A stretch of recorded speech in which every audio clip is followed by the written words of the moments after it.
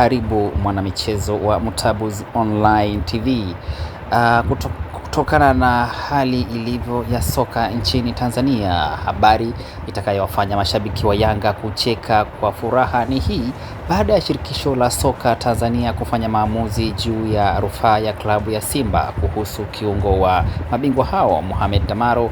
Iko hivi: Simba iliwasilisha malalamiko mbele ya kamati ya sheria na hadhi za wachezaji juu ya uhalali wa Damaro, ikipinga usajili wa kiungo huyo kwa madai unaifanya Yanga kuwa na wachezaji 13 wa kigeni baada ya 12 wanaotakiwa kikanuni.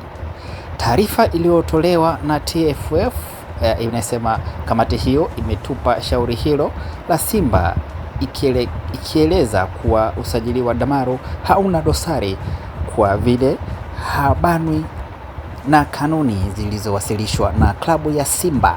Barua yenyewe inasema hivi: taarifa kutoka bodi ya ligi, kamati ya sheria na hadhi za wachezaji ya shirikisho la mpira wa miguu Tanzania TFF imetupa shauri la klabu ya Simba kuhusu uhalali wa mchezaji Mohamed Damaro Kamara.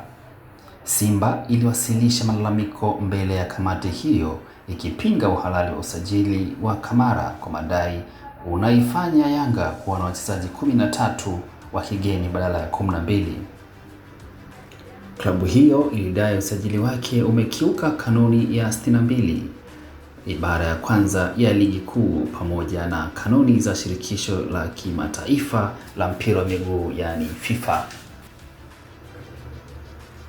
Kamati katika uamuzi wake ilisema usajili wa Kamara hauna dosari kwa vile habanwi na kanuni zilizowasilishwa na klabu ya Simba. Uamuzi kamili wa shauri hilo utatumwa kwa mlalamikaji ambaye ni Simba. Hii ni barua kutoka TFF ambapo Simba walipeleka shauri lao hapo kufahamu uhalali wa mchezaji Mohamed Kamara Damaro ambayo usajili wake kidogo ulileta utata.